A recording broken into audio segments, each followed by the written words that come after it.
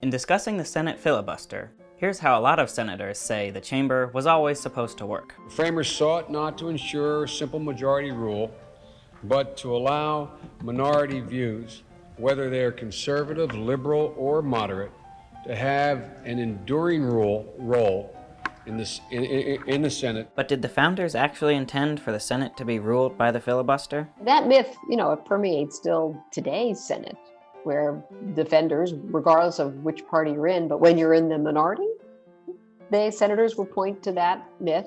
They don't call it a myth, but they'll say, look, this was the intended point of the Senate. In the early days of Congress, the House and Senate were actually both governed by simple majority rule. Here's how that changed. 1789, the House and Senate adopt a set of rules, and in both of the rule books, there included a motion that we call the previous question motion.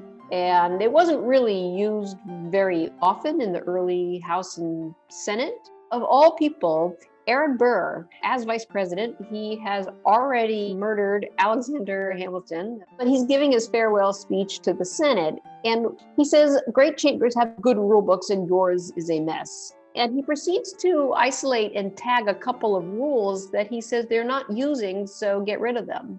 And one of the rules he mentions is the motion to move the previous question. The next year, the Senate cleans up its rule book, and if it's gone, the previous question motion is gone. That's fine, nobody noticed. Over in the House, they hadn't used it either to cut off debate.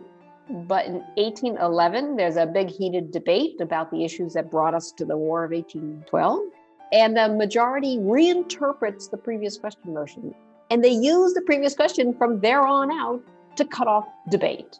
In the Senate, things start to heat up over slavery and the years before the war in 1830s. And senators discover they actually can keep talking. And if they refuse to give up the floor, there isn't any rule in the Senate rule book to cut off debate.